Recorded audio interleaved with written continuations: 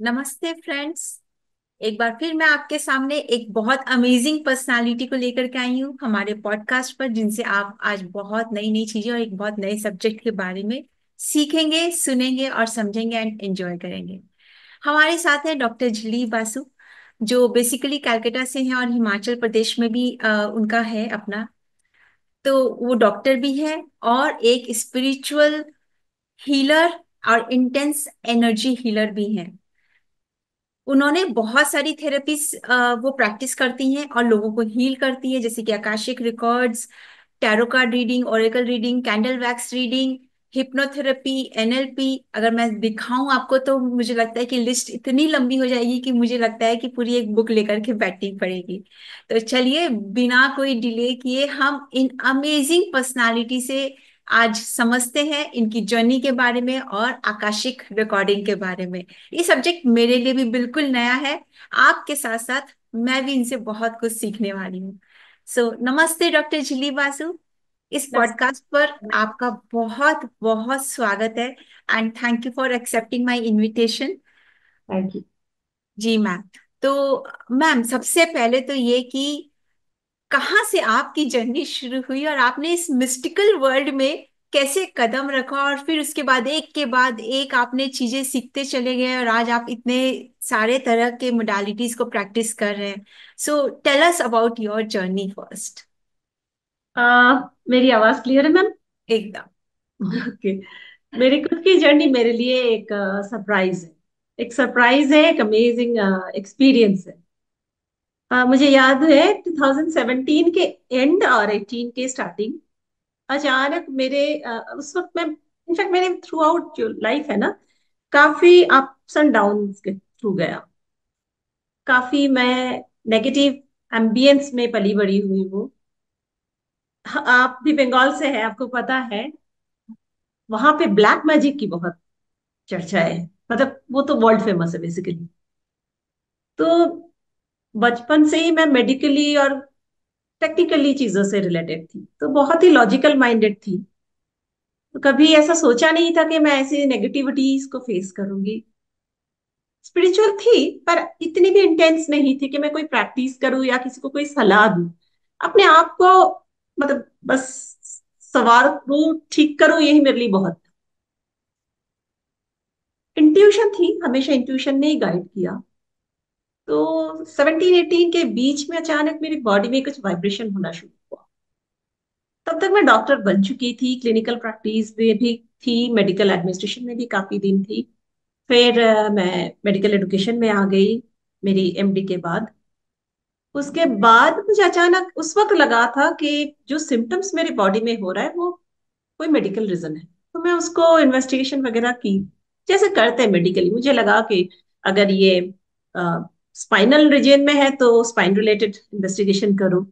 पेट के रीजन में हो, चाहे कोई भी सिम्टम्स, तो मुझे अलग अलग सिम्टम्स आए थे सारे। चक्रास की, अभी मैं बोल रही हूँ चक्रास की, और जब मुझे ये हो रहा था मुझे चक्रा वार्ड भी नहीं पता था। तो मैं ना बहुत डर गई थी उस वक्त कि मुझे कोई मेडिकल डिजीज हो रहा होगा, कुछ ऐसा डिजीज जिससे शायद मैं मरने वाली हूँ टाइप्स।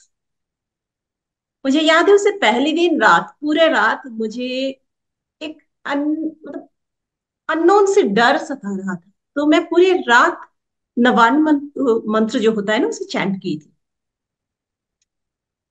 और किसी की एडवाइस, किसी की गाइडेंस के अलावा, मतलब कोई पार्थिव गुरु जो मुझे सजेस्ट करेंगे फिर मैं करूँ, ऐसा नहीं है। मुझे डर लग रहा था तो फिर बस यूट्यूब वगैरह में थोड़ा सा विजन हुआ वो चीज, और फिर मैंने सोचा चलो इसे फॉलो करते। ओवरनाइट में वो मंत्र को चैंट की। 5, 5:30, 5:15 के आसपास जाके वाइब्रेशन शुरू हुआ बॉडी में। फिर मैं बंद की और फिर डर गई। अगले दिन सुबह घर में बात किए, सारे इन्वेस्टिगेशन वगैरह किए, फिर एक एक करके ना मैंने देखा वो वाइब्रेशन मेरे ऊपर बढ़ता गया। और वो एग्जैक्टली exactly वाइब्रेट कैसे करता था, सपोज हमारे बचपन में वो नोकिया फोन आता था ना, जो वो वाइब्रेट करे कितने फोर्सफुली वाइब्रेट करता है, और अगर सपोज उसी कंडीशन में आप उसके ऊपर बैठ गए हो तो जैसा आपको फील होगा ना, वो चीज मुझे ऐसे नॉर्मली बैठे हुए फील होता था। मैं गाड़ी में हॉस्पिटल जा रही हूँ ड्यूटी करने के लिए, तो अचानक मुझे लग रहा कुछ वाइब्रेट हो रहा है। तो मैं मुड़ के देखा तो कुछ है नहीं, मोबाइल मेरी बैग में है, कॉल भी नहीं आ रहा है। फिर मैंने वो नोटिस किया वो तो मेरे अंदर से है वो वाइब्रेशन। तो तब मुझे ये डर ही था कि ये क्या हो रहा है। मैं अपने मदर इन लॉ के साथ बैठ के टीवी देख रही हूँ, अचानक से वो वाइब्रेशन शुरू हो गया। तो सारी चीजें मैं किसी भी तरह से मेडिकली कोरिलेट नहीं कर पाई। मुझे फॉर्चुनेटली मेडिकली हर चीज ठीक ठाक आया। तो तब मेरे पास एक ही रास्ता बचा था कि मैं गूगल में सर्च करूं कि जो ये पर्टिकुलर सिम्टम मेरे साथ हो रहा है वो मेडिकल रीजन के अलावा और क्या हो सकता है।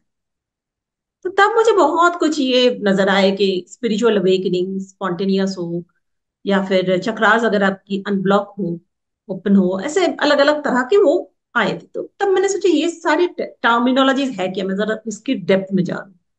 फिर इसके डेप्थ में पढ़ाई की।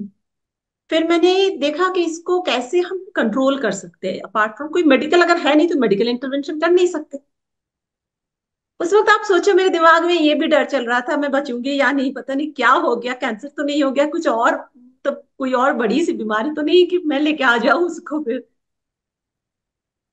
फिर रिसर्च करते करते पता चला कि मेडिटेशन वगैरह हीलिंग वगैरह में अगर जाऊं तो धीरे धीरे इसको मैं, इस जो बढ़ी हुई एनर्जी है इसको सेटल कर सकती हूँ। फिर ऐसे सर्च करते करते लामा फेरा हीलिंग से मेरी जर्नी शुरू हुई। वो हीलिंग में पहले खुद को हील करने गई। तो वहां पे जो मेरे फैसिलिटेटर थे वो मुझे मेडिटेशन करते हुए बहुत, मतलब उनकी जो स्टेटमेंट थी वो कहते थे कि मुझे लग रहा है कि कोई साधिका यहाँ बैठ के ध्यान कर रहे हो जो सालों से कर रहे हो। तो उन्होंने मुझसे ऐसे कहा था कि आपकी ये सालों की जर्नी है, कई साल मतलब कई जन्मों की जर्नी है जो आके आप यहाँ पे कंटिन्यू कर रहे हो। तो मैंने कहा मैम मुझे ये शब्द भी पता नहीं था, जिन शब्दों पे आप मुझे तालीम दे रहे हो या मुझे आगे जाके पता चला है। फिर ऐसे ही आ गई मैं धीरे धीरे। फिर हीलिंग लेते लेते तब भी मेरा ये चीजें हो रहा था, एक चक्रास पे जाते जाते एक एक अलग अलग सिम्टम्स। जब पेट तक पहुंचे एक सिम्टम, जब छाती तक पहुंचे एक सिम्टम, फिर वो गला से लेके सर तक पहुंचे एक अलग अलग सिम्टम। वो हर एक चीज को मैं मेडिकली रिलेट करती गई। और ऑब्वियसली एक एक स्टेप में मुझे वो, मतलब मरने का डर था। क्योंकि मैं रिलेट ही नहीं कर पा रही थी जो मेरी क्लिनिकल या जो भी स्किल है उसके साथ। फिर धीरे धीरे मैं हीलिंग में आ गई क्योंकि एनर्जी इतना बढ़ गया था कि उसे ट्रांसमिट करना जरूरी हो रहा था। शुरू हुई मेरे बेटे से, तो मैंने देखा बहुत इंस्टेंट रिजल्ट मिलने लगा। करते करते करते करते बहुत कुछ हो गया। Wow, wonderful. So then, because of this journey, we got a spiritual doctor from a medical doctor. That's really amazing. So, ma'am, आज हम लोग आपने तो बहुत सारी चीजें सीखी है।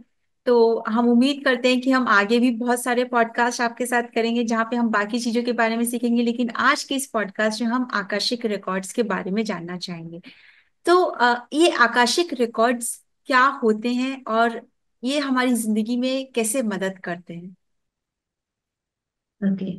मैं मैं जिस तरह से काम करती हूँ उसी तरह से समझाती हूँ ना। बिल्कुल। क्योंकि मैं क्लिनिकली थी तो क्लिनिकल चीजों को रेलेवेंस में रखते हुए, अगर वो रेलेवेंट है तो मेडिकल डिजीज के मैं तरफ जाती हूँ, अगर वो रेलेवेंट नहीं है तो एनर्जी की तरफ जाती हूँ। ओके। सिंपल से लाइफ टाइम एग्जाम्पल के साथ आपको मैं बताती हूँ। अगर सपोज मेरे पास एक पेशेंट आए हैं, मैंने उनके डायग्नोसिस वगैरह देखा है, इन्वेस्टिगेशन किया है, उनकी जो रिपोर्ट्स है, जो भी इन्वेस्टिगेशन रिपोर्ट्स है, वो मैंने अपने पास या पेशेंट के पास एक हार्ड कॉपी दे दिया और मेरे पास एक सॉफ्ट कॉपी मेरे सिस्टम में रह गई। तो ये दो टेक्निक है कि उस पेशेंट की क्लिनिकल डिटेल्स में रखो अपने पास। उसी तरह हमारी जो एनर्जी डिटेल्स होती है ना, जो एनर्जी लेवल पे, अगर मैं कहूँ कि biomagnetic and universal magnetic energy level पे जो हमारी जो डॉक्यूमेंट्स रहती है over a period of life after life, ठीक है, मतलब सालों के बाद, जन्मों के बाद, जो जो एक एक जन्म जो सोल मेरी जर्नी की है, उनकी सारी चीजें जहां पे रजिस्टर्ड रहता है, जो विजिबल नहीं है, जो टैंजिबल नहीं है, जिसे हम छू नहीं सकते, छू सकते सिर्फ हम ध्यान के द्वारा, एनर्जी वॉर्क के द्वारा, वो जहां पे स्टोर्ड रहता है उसे हम आकाशिक लाइब्रेरी। और जब उस लाइब्रेरी को हम एक्सेस करते, वहां पे पड़े डेटा को हम इंडिविजुअली कस्टमाइज वे में एक्सेस करके पता करते, उसे आकाशिक रिकॉर्ड रीडिंग। तो मैं ये ओके। कहूंगी कि ये एनर्जेटिक लाइब्रेरी है। ओके। Energetic library. अगर ब्यूटीफुल। मैं कहूँ फिजिकल लाइब्रेरी किताबों की है या डॉक्यूमेंटेशन हार्ड कॉपी की है, e library is software related है, and this is also e library but this is energetic library. वाह। तो क्या ये आकाशिक रिकॉर्ड्स खुद पढ़ सकते हैं या इसके लिए कोई स्पेशल ट्रेनिंग चाहिए होती है? एक्चुअली मैम ये हमारे सबके पास एक्सेस इनकी है, हर एक इंसान के पास, हर एक उम्र में, हर एक जेंडर में, हर एक स्टेटस में हमारे पास इसकी एक्सेस है। हम अपनी दिनचर्या में जो जिंदगी जीते उसे भूल जाते हैं, तो हमारी फ्रीक्वेंसी जो है बहुत लो हो जाता है। मेडिटेशन या हीलिंग या स्पिरिचुअल प्रैक्टिस के थ्रू अगर हम अपनी जो वाइब्रेशन है उसे अगर हम बहुत हाई रखें कि तुरंत हम अपनी इंट्यूशन को, अपने वाइब्रेशन को अल्फा वेव तक ले जाए, तो हमारे लिए एक्सेस करना हर किसी के लिए ये पॉसिबल। बट एक दो चीज जो बहुत ध्यान रखना होता है कि हम उस ट्रांस तक पहुंचे, अपने गाइड या अपने हायर सेल्फ से मीट किए, लाइब्रेरी पहुंचे, लाइब्रेरी से डेटा रिट्रीव किए, फिर उस डेटा को डिकोड करने के लिए एक स्किल की जरूरत है। और जब हम ट्रांस तक पहुंच रहे हैं वहां से सेफली वापस आना अपनी 3D कॉन्शियसनेस पे, ये इंपॉर्टेंट है।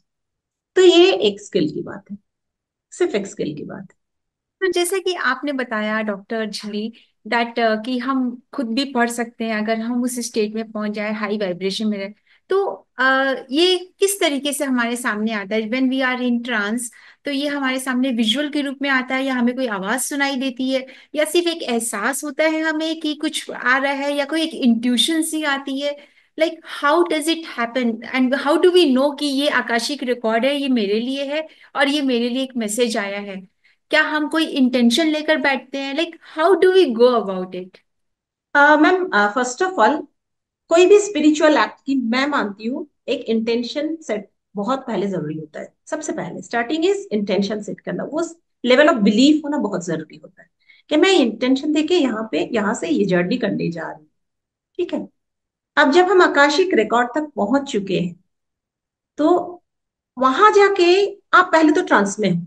जब लॉजिकल इंसान जैसे आपके मेरे जैसे बहुत लॉजिकल है, हम क्या करते हैं, हम हमारी थॉट प्रोसेस को क्रॉस करते जाते हैं, नहीं ये मेरे मन की भ्रम है ना। तो शुरू शुरू में ये फील होगा कि नहीं, मैं जो देख रही हूँ या जो सोच रही हूँ, ये सोच के थ्रू हो सकता है, आ सकता है आपके पास इंफॉर्मेशन देखने के थ्रू हो सकता है, आपकी आंखें बंद है लेकिन आपको बहुत क्लियरली एक विजन दिख रहा है, मतलब एक मतलब मूवी जैसा दिख रहा है। ठीक है। ये हो सकता है, साउंड्स के थ्रू आ सकता है, बहुत ही क्लियरली आ सकता है, आपको लगेगा कि आप जहाँ पे बैठे हो वहां की साउंड तो आपको मिल ही रहा है, पर उसके बियॉन्ड कुछ और एक्स्ट्रा साउंड आपको मिल रहा है, और आपके कान है जैसे आपको लगेगा किसी ने वॉश कर दिया हो, ऐसे इकोइंग टाइप फील होगा। तो वो इंफॉर्मेशन आपके पास आने लगता है।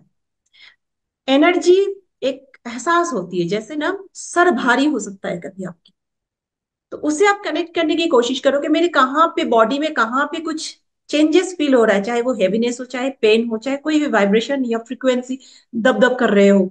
ठीक है, कुछ भी, या ठंडा या कूल लग रहे हो, उस पर्टिकुलर एरिया में अगर मैं कनेक्ट करना, अपनी फोकस को वहां ले जाऊं, सपोज मैं एक छोटी सी एग्जांपल दूं कि मैं यहाँ पे सपोज वाइब्रेशन होने लगी, तो तुरंत मैं अपने फोकस को यहाँ ले जाऊं, इंस्टेड ऑफ कि ये कि मैं ट्रांस में हूं, मैं सो ना जाऊं, उस वक्त मैं अपनी कॉन्सेंट्रेशन, अपने कॉन्शियसनेस को खुद ही गाइड करूं कि मुझे ये देखना है कि ये क्या हो रहा है और क्यों हो रहा है, और फिर आकाशिक रिकॉर्ड में जाके वो मैच अप करना है कि इसके साथ ये रीजन क्या है। अभी छोटी सी बात बता दी हूँ ऐसे, इसमें ना बहुत बड़ी बड़ी चीजें नजर आती है। पास्ट लाइफ में किसी ने किसी को कत्ल कर दिया, अब इस लाइफ में वो उसकी रिवेंज ले रहा है, रिश्तों में मुश्किल है, वो अपने ही कुछ क्लोज रिलेटिव में आ गए हैं। ठीक है। पास्ट लाइफ में उन किसी ने उनको पैसे की चिट, मतलब उनके ऊपर पैसे की चिटिंग हो गया, ऐसा कुछ, हाँ लॉस हो गया, उस वो जो पेनफुल इवेंट था वो उनकी रूट चक्रा पे बेसिकली ये जाके वो रजिस्टर्ड हो जाता है। तो वो सारी चीजें हमारी ये लाइब्रेरी में रहता है। ठीक है। तो वो एनर्जी लेवल से उस चीज को वाइप आउट करना बहुत जरूरी होता है। तो ये किसी भी तरह आपके पास आ सकता है, इवन विशन के द्वारा भी। आपने रीडिंग तो कर लिया, पढ़ तो लिया, उस वक्त आपको नजर नहीं आई, लेकिन उसके बाद आपको नजर आ सकता है, बाद भी आ सकता है। तो क्या आकाशिक रिकॉर्ड, जैसे आपने अभी बताया, that's like amazing revolution to be, कि आप उसमें पास्ट लाइफ की चीजें भी देख सकते हो? तो मतलब क्या पास्ट लाइफ रिग्रेशन जो थेरेपी होती है और Akashic records they are same? Ma'am past life therapy जो है, अगर मैं सिंप्लीफाई करूँ चीज की, Akashic record is a library, it is a document holding place. जो मेरी रिकॉर्ड है वो कहीं पे रखा हुआ है। और past life regression is a process. Okay. दोनों में ही हम हिप्नोटिक टूल ट्रांसले जाना क्लाइंट को ये यूज करते हैं। पर ये हिप्नोटिक थेरेपी के थ्रू हम कई डिजीज को भी रिलीज कर सकते हैं, पर ये सारे डॉक्यूमेंट जहां पे स्टोर्ड होती है वो आकाशिक लाइब्रेरी है। और डॉक्यूमेंट को जब हम उसे पढ़ रहे हैं, that is Akashic record reading. और सेम ओके। चीज को हम फॉलो करके जब इंसान की प्रॉब्लम को सॉर्ट आउट कर रहे, जब हम हिप्नोथेरेपी करते, पास्ट लाइफ रिग्रेशन करते, इसके अलग अलग टेक्निक होता है। जैसे हम नॉर्मली भी एक्सेस कर सकते हैं इसे, जैसे हम मेडिटेशन के थ्रू, ध्यान के थ्रू। एक और टेक्निक है जो मैं बहुत करती हूँ, कि शामानिक हीलिंग के थ्रू करती हूँ।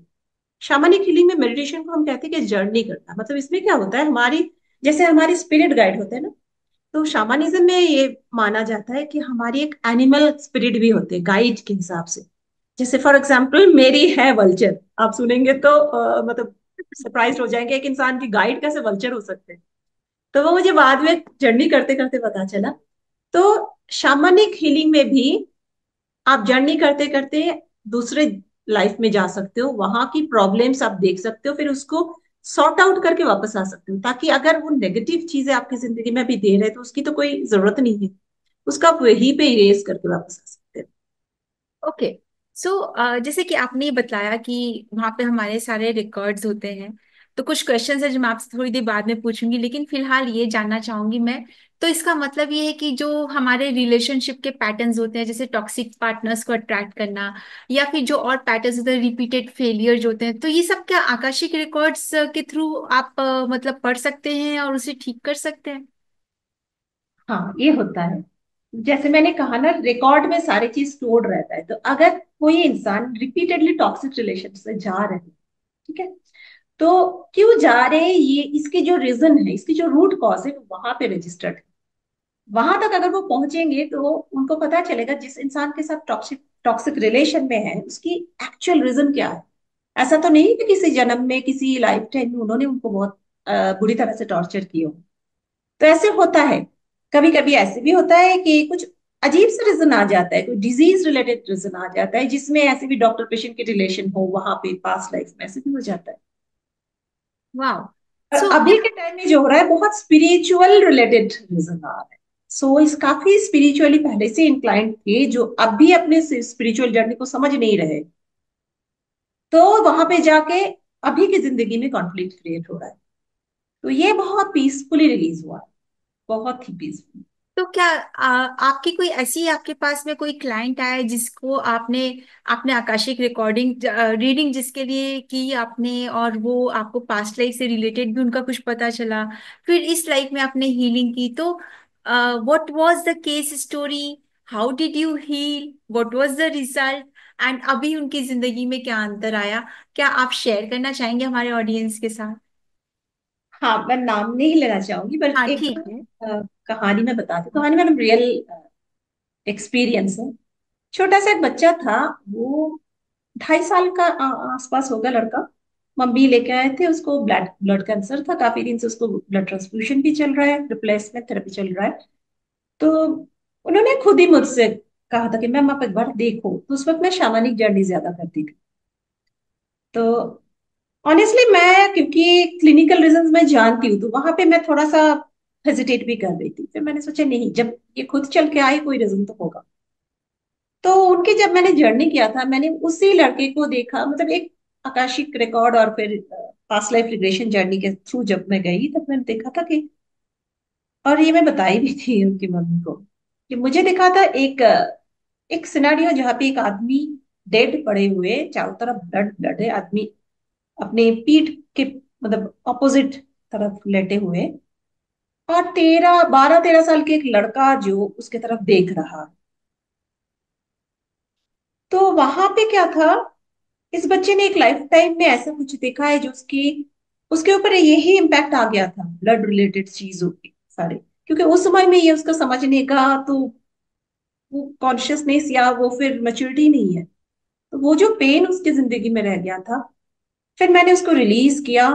फिर बाद में पता चला कि बच्चे का वो ट्रांसफ्यूशन जो फ्रीक्वेंसी है वो काफी कम हो गया, मतलब बहुत जितनी फ्रिक्वेंटली उनको बच्चे को देना पड़ता था उससे काफी अच्छा ब्लड पिक्चर आया।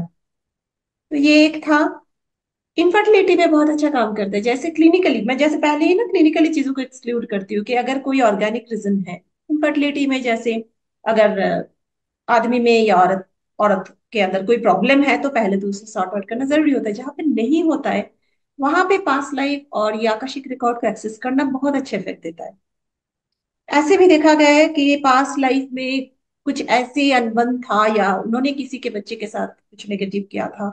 अब ये बात है, इसको ना एक्सक्लोज करना डिस्क्लोज करना बहुत मुश्किल होता है। जैसे मेडिकली कोई डेड एंड डिजीज को हमारे लिए डिस्क्लोज करना या फिर डेथ को डिस्क्लोज करना बहुत मुश्किल होता है, ये इक्वली वैसे है।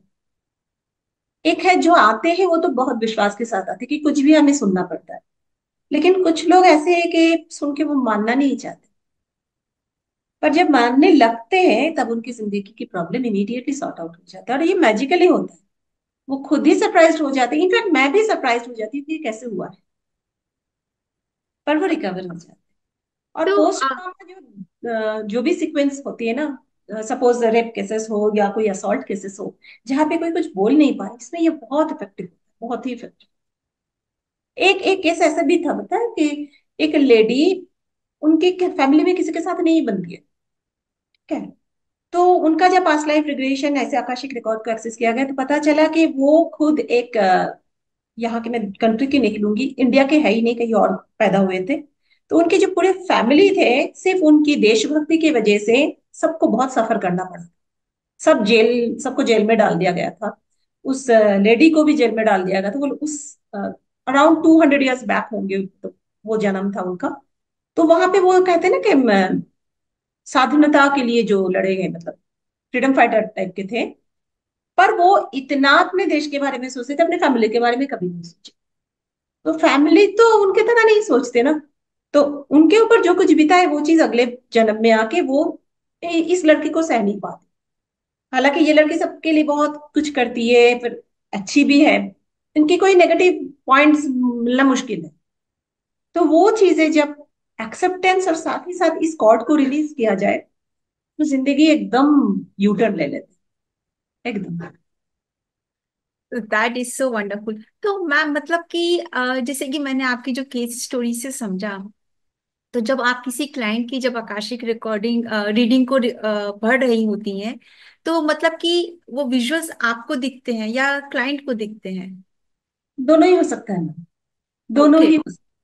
मेरे साथ तो ऐसे ही हुआ है कि मुझे भी दिखा है, और क्लाइंट अगर उतनी स्पिरिचुअली मच्योर है कि वो ट्रांस में जाके ही और she is ready to access that, जैसे हम पास्ट लाइफ रिग्रेशन करते वहां तो क्लियरली दिखता है। आकाशिक रिकॉर्ड में या तो हम खुद एक्सेस करके देखते हैं या तो उनपे ये कॉन्सेंट दिया जाता है और वो भी विलिंग है तो ही वो एक्सेस करके देख सकते ओके। हैं। दोनों ही ओके। ये। ओके।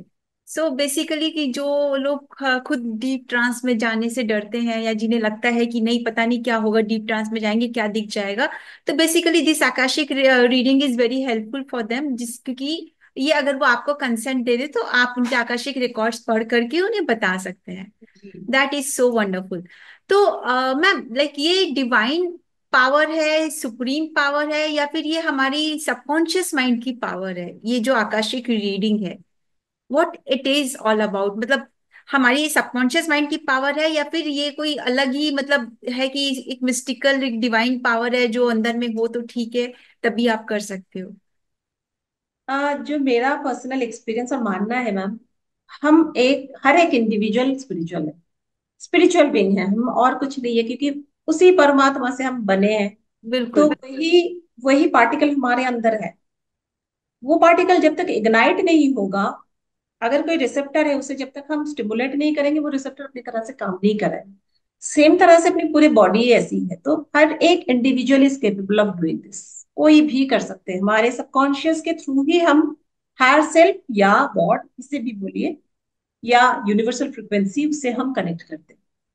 सिर्फ ये प्रैक्टिस और बिलीव की बात है, हर कोई इंसान इसे कर सकता तो आप बिगनर्स के लिए क्या बताएंगे, जैसे अगर कोई जैसे आपका ये पॉडकास्ट देखकर ये हो सकता है कि बहुत सारे लोग इंस्पायर्ड हो जाए कि अरे हमें आकाशिक रीडिंग करनी है या खुद को भी सीखनी है, क्योंकि बहुत लोगों का ये भी होता है मुझे करानी है, और कई लोगों का ये होता है कि मुझे सीखनी है। तो उन्हें क्या पहले इंट्यूशन डेवलप करना चाहिए, या कोई भी इंसान जाकर के बस ये सीख सकता है? पर स्पिरिचुअलिटी की मेन बात है डिसिप्लिन और ऑनेस्टी। एक मैं पर्सनल एक्सपीरियंस से बताती हूँ। मैं जानती हूँ ऐसे बहुत सारे स्पिरिचुअल ऑर्गेनाइजेशन या स्पिरिचुअल प्रैक्टिस को जहाँ पे ये कहा जाता है कि आप इस लेवल के बाद ये नहीं कर सकते, इस लेवल के बाद वो नहीं कर सकते, या आपको पहले ही वो फास्ट लेवल कर लो, फिर से उसको रिपीट करो, फिर उसको री रिपीट करो, फिर जाके आपको ट्रेनर बनाएंगे। आप बताओ मुझे, मैं जब आई थी मुझे कौन बोले थे? मुझे किसी ने कहा था जब मेरी बॉडी में वाइब्रेशन शुरू हुआ था? मुझे किसी ने नहीं कहा। मेरे घर में बाकी सारे डॉक्टर्स जब उनको मैं बोल रही थी वो तो एग्जिस्टेंस से हंस रहे थे कि ऐसा कुछ नहीं है। मुझे तो किसी ने नहीं कहा था ना। तो मुझे ये फील होता है कि जो ऐसे कहते हैं कि मेरे अलावा आप सीख नहीं सकते, या इस टेक्निक में आप इस स्टेप के अलावा अगले स्टेप में जा नहीं सकते, वो गलत है। वो अपने इनसिक्योरिटी को दर्शा रहे और कुछ नहीं। कोई भी बंदा सीख सकते हैं, सिर्फ उसके माइंड को उसे ट्रेन करना आना चाहिए। और जो यूनिवर्स या आकाशिक रिकॉर्ड में जो कुछ लिखा है उसे डिकोड करना आना चाहिए।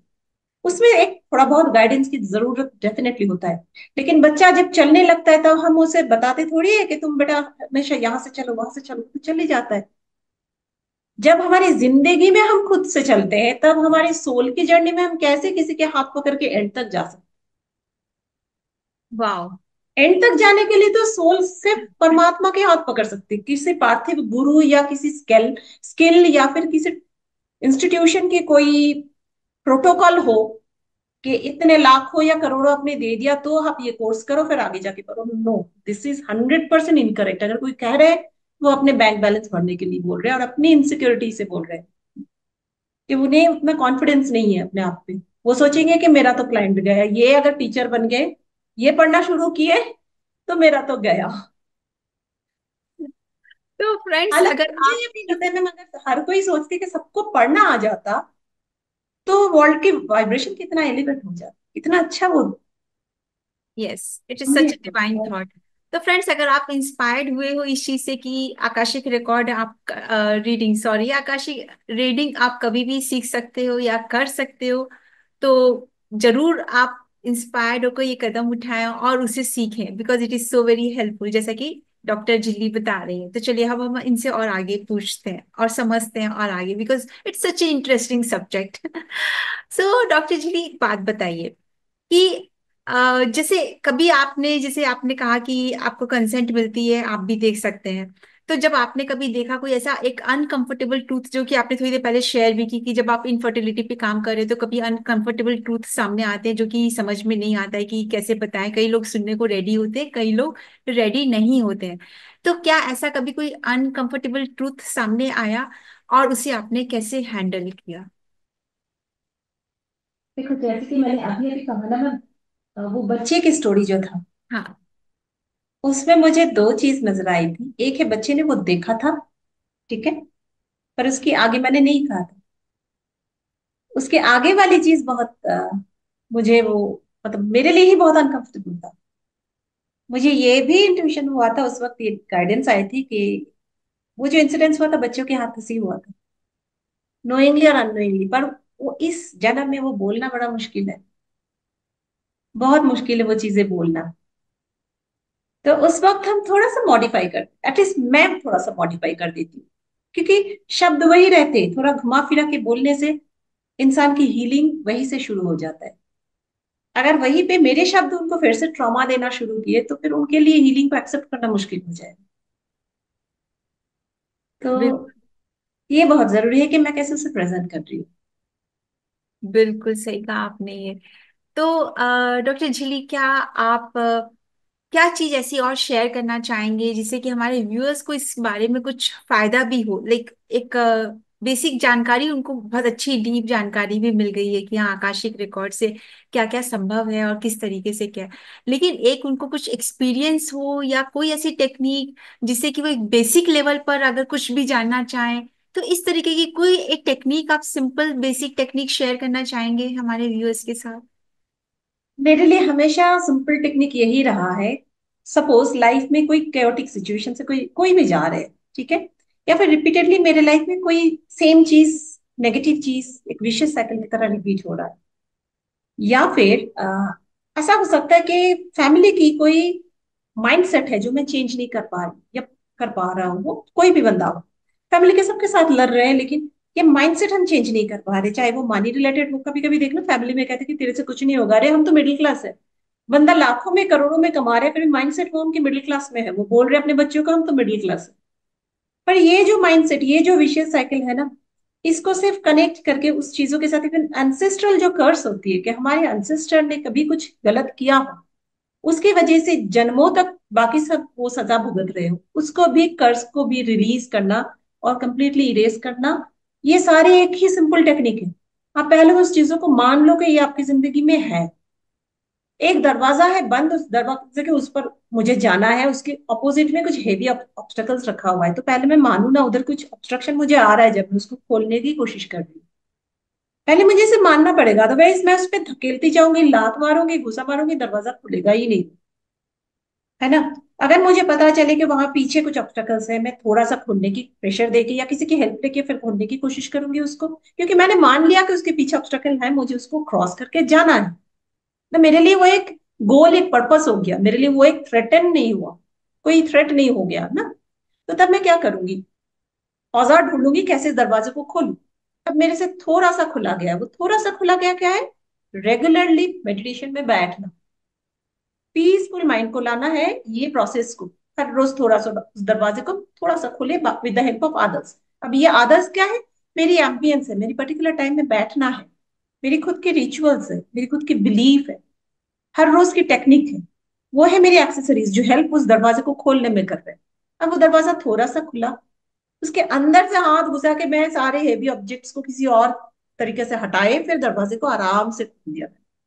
और वो जो अंदर की जो हेवी ऑब्जेक्ट्स थी, वो मेरे पूर्वजों के किए हुए चीजें हो सकता है, मेरे पास लाइफ की चीजें हो सकता है, वो सारे हेवी वेट की तरह वहां पे बैठे हैं। अब उस वेट को जब मैं हटा रही हूँ, सपोज वो वेट किसी कोई भी चीज की हो जिसे आप मेल्ट करते हो, चीजों को मेल्ट करते करते वो चीज वहां से हट गया, दरवाजा पूरी तरह से ओपन हो गया आपके लिए, अबंडेंस की रास्ता क्लियर हो गया। वो टोटल जो माइंडसेट था, ये जैसे हेवी ऑब्जेक्ट की तरह मेरी जिंदगी में बैठे ऑब्स्टकल लेके, चाहे वो कुछ भी हो, मनी में हो, रिलेशन में हो, अपनी हेल्थ में हो, वो सारे ऑब्स्टकल तो डिसॉल्व वहीं पे हो गया। तो सबकॉन्शियस वहीं पे रिप्रोग्रामिंग हो गया कि मैंने तो खुद ही अपने हाथों से उस चीज को इतने एफर्ट लेके किया है, फिर जाके मैनिफेस्ट करते हैं। जैसे मैं एनएलपी में भी कहती हूँ हमेशा, मैं ये क्या एनएलपी में हमने सीखा है कि रिप्रोग्रामिंग करते हैं हम लोग, और एक ऑब्जर्वेशन थ्योरी होता है कि कोई वेव को हम देखते रहे तो वो पार्टिकल बन जाता है। तो मेरे लिए मैनिफेस्टेशन बस यही थ्योरी है कि अगर मुझे कोई ऑब्स्टिकल्स भी मिल रहा है, सिंपली मैं उसको पहले एक्सेप्ट करूँ कि ये है मेरे पास, फिर अपने आप को समझ दूं ये क्यों है। अगर सपोज कोई डेडली डिजीज भी हो गया, वो मेरे लिए एक जिंदगी की ऑब्स्टिकल है ना, कि मैं जीऊंगी या नहीं, तो पहले मुझे ये सोचना चाहिए वो क्यों है, क्यों हुआ था, किस सिचुएशन में वो डेवलप हुआ था, उस वक्त क्या हालत थी मेरी, मैंने कुछ गलत किया था, किसी ने कुछ गलत किया था, मेरी कुछ एक्शन गलत था, मेरी कुछ सोच गलत था। उस सोच प्रोसेस को इमीडिएटली जब चेंज करने लगते हैं, धीरे धीरे ये भी रिजॉल्व होने लगता है। मैजिकली ऐसी चीजें रिजॉल्व होता है जो मेडिकली पॉसिबल नहीं होता है। मेडिकली हम जानते हैं ऐसे बहुत डिजीज है जो रिजॉल्व होता ही नहीं है, क्योंकि वहां उसकी वो लिमिटेशन कहो या उसकी वो टेक्निक कहो, हम ऐसे ही सीखे हैं। इसका मतलब कोई सुपीरियर कोई इंफीरियर नहीं है, बात तो इसको कंप्लीमेंट करके एक साथ चीजों को लेके चलने की, तो वो रिजॉल्व करना बहुत इजी हो जाता है। सिंपल बहुत सी। ही ब्यूटीफुल आपने विजुअलाइजेशन बताया। तो मैं एक बार इसको फिर से सम अप करके अपने व्यूअर्स को बता दूं, तो अगर आपकी लाइफ में कोई भी इशू है, तो सबसे पहले तो आप एक इंटेंशन सेट करिए कि आपके उसे एक्नॉलेज करिए, उसे अवॉइड मत करिए, उसे इग्नोर मत करिए, उससे दूर मत भागिए, उसे नफरत मत करिए, उसे एक्नॉलेज करिए। एक्नॉलेज करके अब आप उसे विजुलाइज करें कि ये एक बंद दरवाजा है आपके सामने, उस बंद दरवाजे के पीछे में कुछ हैवी चीजें पड़ी हुई है जो कि आपके ऑब्स्टिकल्स हैं लाइफ में, वो चाहे किसी भी एस्पेक्ट ऑफ लाइफ हो, आपकी हेल्थ वेल्थ रिलेशनशिप हो, करियर हो, या आपकी पर्सनल डेवलपमेंट हो।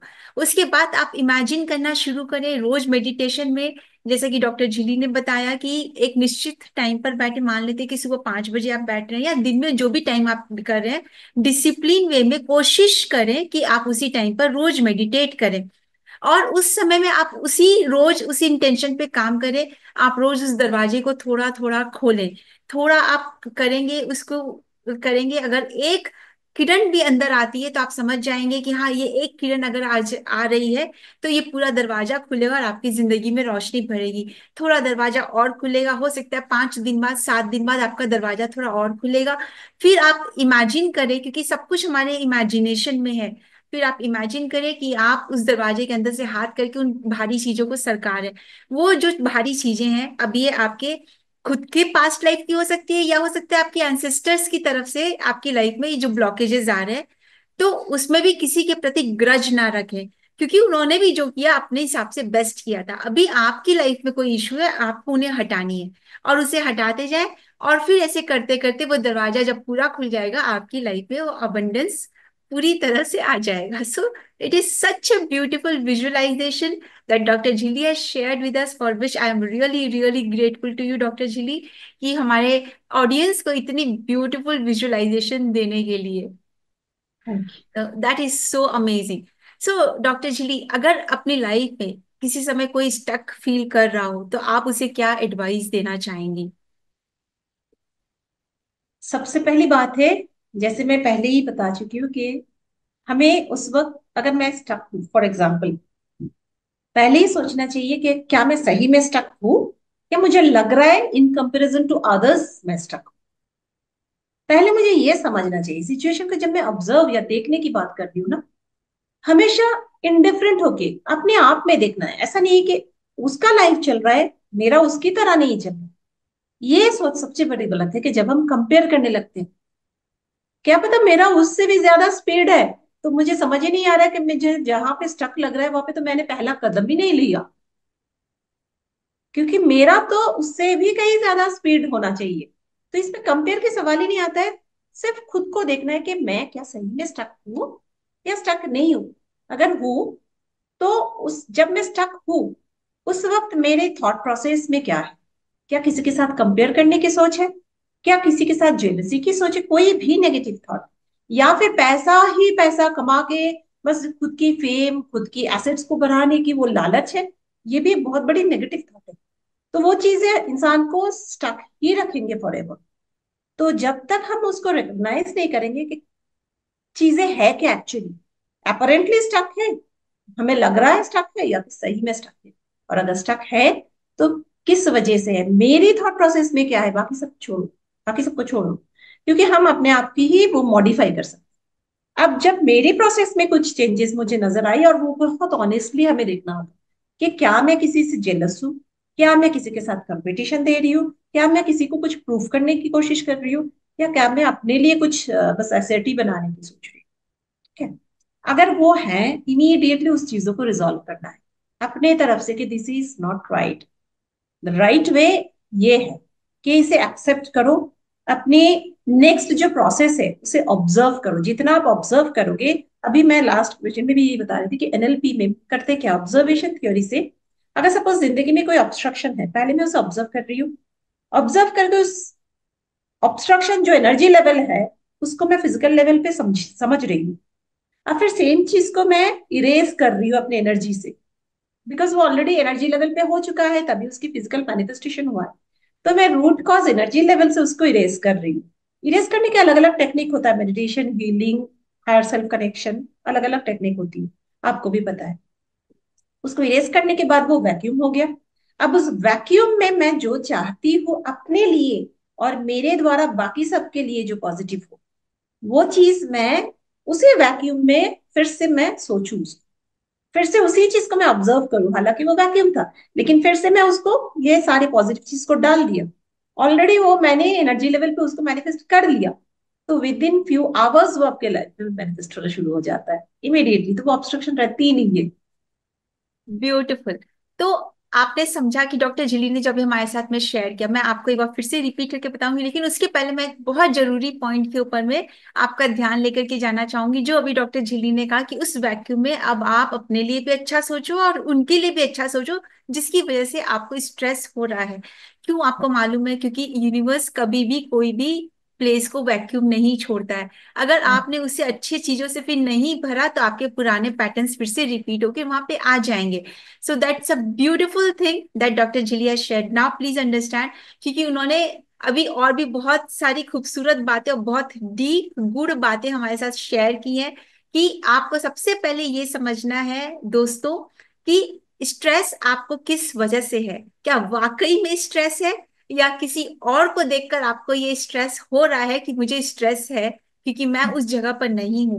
अब वो स्ट्रेस क्या तो कंपैरिजन की वजह से है, या फिर जेलसी की वजह से है, या फिर आपने अभी तक कोई एक्शन नहीं लिया है लेकिन आपको स्ट्रेस हो रहा है।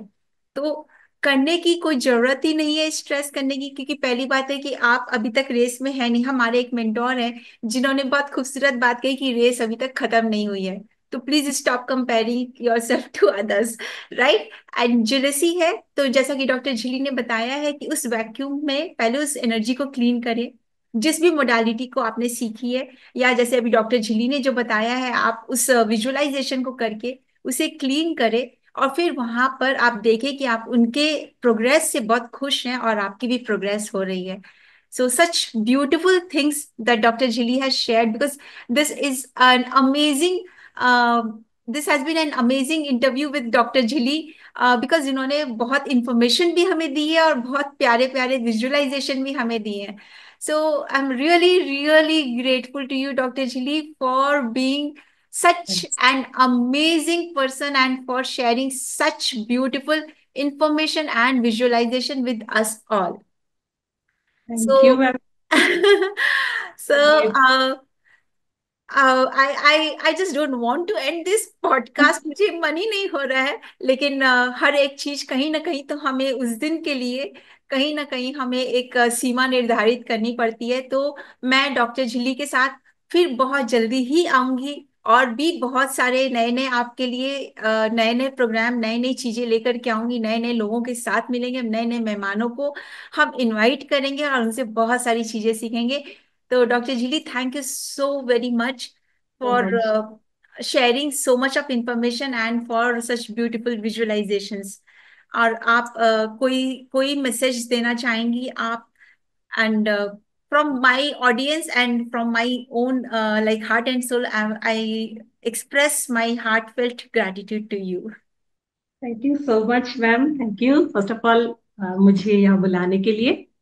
और अगर मैसेज की बात आप कहें तो मैं जनरली मेरे हर पॉडकास्ट में एक ही बात कहती हूँ कि लोग सोचते हैं कि स्पिरिचुअल स्पिरिचुअल होना, स्पिरिचुअल प्रैक्टिस करना दो तरह से सोचते हैं। एक है कि आप एक particular dress, particular skill, particular गुरु, इनके अलावा कर नहीं सकते। और सेकंड थॉट अपोजिट एग्जैक्टली, अगर आपने ये अडॉप्ट कर लिया पर्टिकुलर कोई ड्रेस, पर्टिकुलर कोई गुरु या तो कोई प्रोसेस, तो वो हो सकता है कि ये दिखावा कर रहे हैं। मेरे लिए स्पिरिचुअलिटी यही है जो मैं सबको रिक्वेस्ट करूंगी कि एक प्योर विश्वास के साथ, बच्चों जैसे विश्वास के साथ आगे बढ़ना चाहिए।